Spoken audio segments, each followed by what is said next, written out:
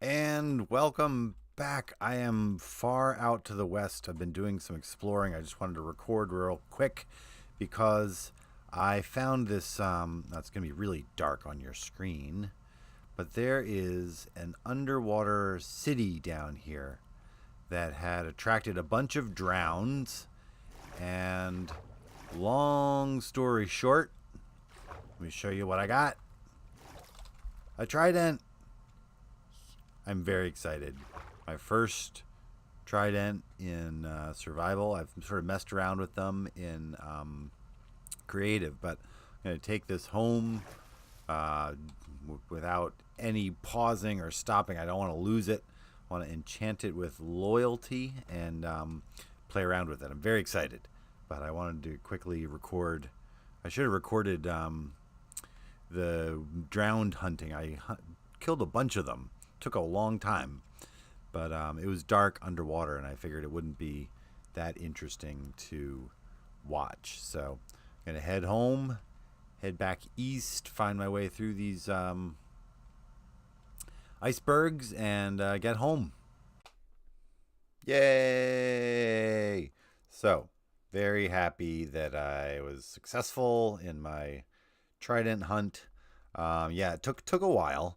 Hunted, drowned for quite a bit, and was using my looting sword, of course, and but it didn't actually take as long as it could have. I think they're pretty rare, but yeah, kind of psyched. Let me show you what I've done. I put loyalty, which means that when you throw it, it will come back. That's really good news, obviously.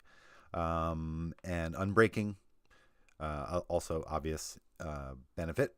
And impaling is the equivalent of sharpness, so that just makes it do more damage. But yeah, pretty cool. You can throw it, and it will hit. Once it hits, it will basically fly back at you. It will take longer to come back. Obviously, if you throw it further into the distance over there, you can see it takes a while for it to come back into my inventory, into the hotbar there. You can see when it comes back. So it takes a little while. One kind of funny thing that you can do, let me show you this little trick. The loyalty makes it automatically come back to you, and it wants to go back into your inventory. If your inventory is full and the trident is trying to come back to you, what do you think it's going to do? I will show you. So I'm going to throw it and then quickly cover up my last inventory slot there. And there it is. It tried to come back. Oh, there it is. It's trying to come back again. Oh, it's trying to come back again. It's kind of floating in midair around me. Yeah, it's kind of like poking into my head. Ow, ow, ow, ow. Yeah, it's kind of a funny little quirk with these things when you fill your inventory. So I'll let it come into my inventory there. But yeah, I thought that was kind of neat. I do still need to get mending on it, like we talked about last time. I need to get that mending villager back home.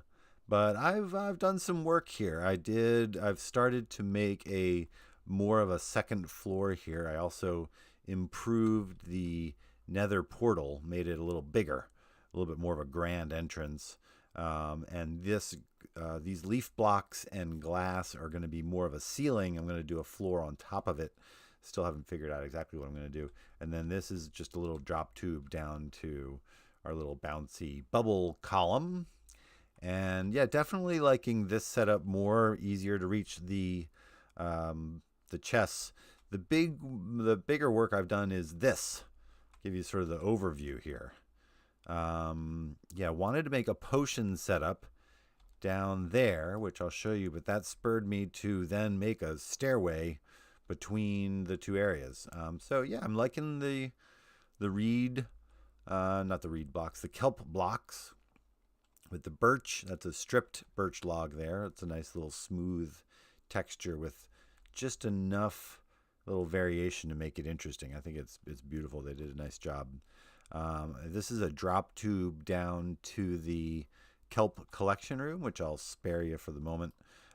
This has the waterlogged block or stairs, which I'm enjoying being able to use. And then this continues down using the kelp blocks more with the birch fences. I think is a nice little detail.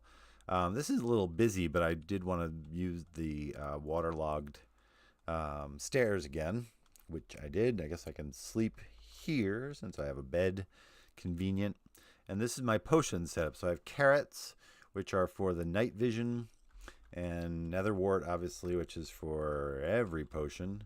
And I can just quickly replant. Again, I think the key to useful farms is making them so small that you don't even think about not harvesting them. When you see they're ready, just do it because it takes no time at all, rather than having some huge farm that seems like a chore to go deal with.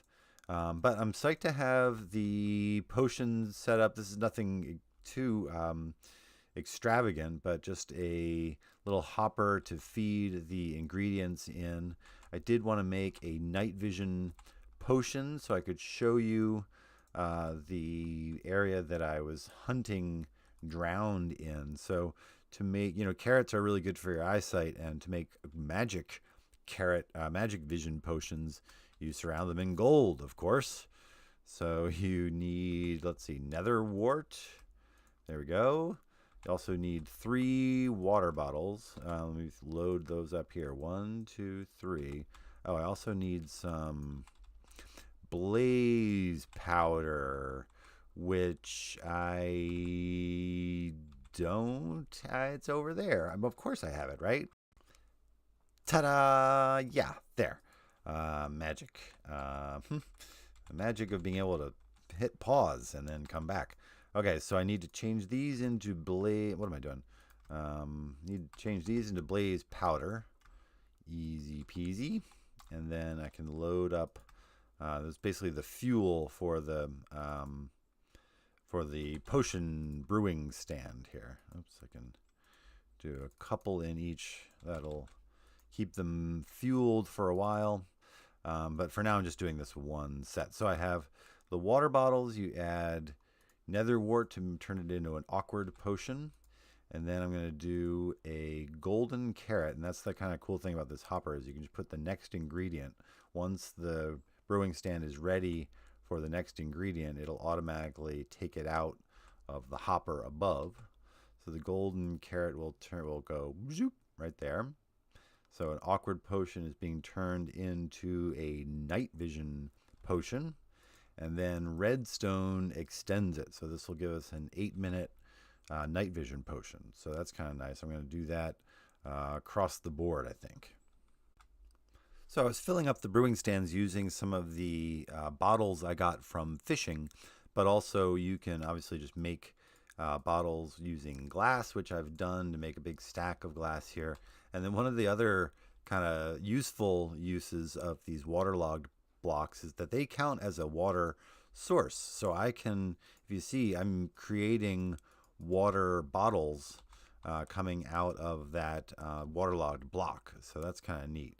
And I'm also remembering that a hopper going into a brewing stand from the side feeds a brewing stand sort of fuel in the same way a furnace is fed. You can put water bottles in a chest and feed it from the side, and it will automatically keep them stocked up with water bottles. But these are done now, so the night vision potions, boom, local brewery. That's my achievement for making my very first potion. But I'm going to take these potions, empty my bags, and take you back to the place where I did my trident hunting and sort of show you how useful this can be as an underwater ranged thing. The bow underwater goes about 10 feet, maybe 10 blocks, I should say, which isn't so useful. But the trident, with all the underwater stuff they also added a useful underwater ranged weapon, which is handy. Also, with the potions and the now useful ranged weapon, I think it's going to make it much easier to conquer a ocean monument, which I think we're ready to do. Maybe not this time, but maybe next time? ? So let's get in a boat, and I'll take you on a little ride through the icebergs to the underwater village. This time with night vision, so you can actually see. And the sun is going down as I uh, paddle into the west of the frozen oceans here. Really beautiful. It would be fun to build, have a base out here. Things do spawn on the packed ice. I was thinking for a while it was kind of like the leaf blocks or the regular ice. I don't think mobs will spawn on it, but I think the frozen blocks will. Anyway, this brings us out to this little frozen underwater city. I think we're in the right spot here. I see some glowing underwater. I'm going to drink. What did I do? I pushed F1, didn't I? There we go. I'm going to drink my night vision potion now. It's nighttime. And when I take this potion, ta-da, yeah, all of a sudden you can see a lot better. And I also made a speed potion, so we should be able to swim around a lot easier now. So these are the underwater structures that I found. There's a bunch of them. They're all kind of random. They'll appear anywhere in the ocean, but this is a pretty good collection of them all in the same area. And if I'm not mistaken, this is also where drowned will spawn. This is where I found, I think the one I finally got my trident from was in that little area there. One disappointment about the trident is that you can't put looting on it, and looting is such an important enchantment in general. But you can still do the offhand thing where you can put the looting sword in your offhand and then throw with your trident. You're probably freaking out because I'm about to run out of air. That's why I did this. Put these little fence gates underneath. If you hide a few of these underwater where you need them, you can quickly get a quick breath of air, and then you're good to go again for a while. The respiration makes you so that you can hold your breath for quite a long time. You kind of have to remind yourself, oh yeah, I do need to breathe underwater. Of course, I'm not seeing any drowned spawn at the moment, but yeah. Anyway, this is where I did my hunting. I guess I'll wait for some of them to show up. I'm realizing that because it is nighttime and the tops of these icebergs will let things spawn, as I was just talking about. Oh, I just got another achievement throw for throwing my trident. The other mobs are taking up the room, the mob cap of the drowns. Here's a drowned. Here we go. Hey, buddy. So not all of them have tridents. But the ones with tridents are more. I think you can still technically get a trident from one that is not throwing a trident. Now this guy should drown and then become a drowned. That's kind of how it works. Drowned can spawn naturally, or a zombie can drown and then become a drowned. I'm going to go up for a quick breath of air. But I think if I clear off some of the spawns on top of the icebergs, or I could turn it daytime. Of course, I didn't bring a bed because I was thinking, I have night vision potion, no problem. Hopefully we won't get a phantom come and ruin my day. Is this guy turned yet? Where did I leave that guy? There he is. There he is. There. Now he's a drowned.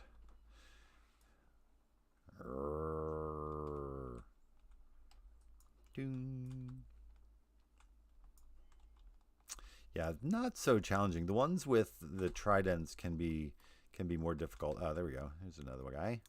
Getting a few more of them to show up. Come and play. Oop.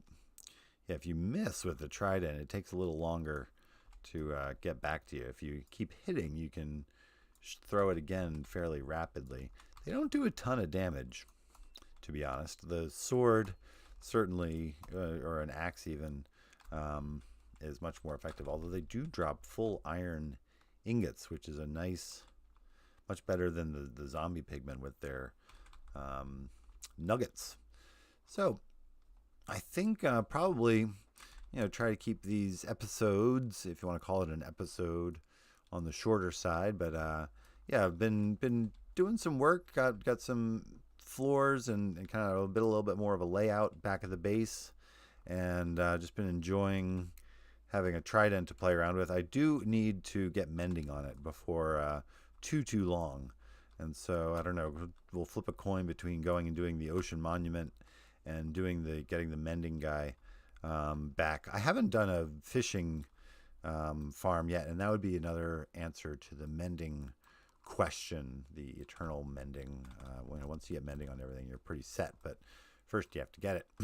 So, anyway, from my little underwater refuge here, I bid you a good day, sir. Good day. Remember, we just watched Charlie in the Chocolate Factory. Good day, sir. I said, good day. Yeah, I always enjoy that scene. I hope you did too. Anyway, until next time, I bid you a farewell. Be good, be well. I'll see you soon. Bye. Hi. Hi. Yeah, I'm gonna need that actually to get back. I would ride with you. I'd ride with you. I mean, we could do that, I guess. I'm just not sure. Yeah, see, you're gonna get all mad at me because you don't think I'm paddling right or something. But come on, I'm sharing my boat with you at least. Is this gonna be a problem? This is gonna be a problem.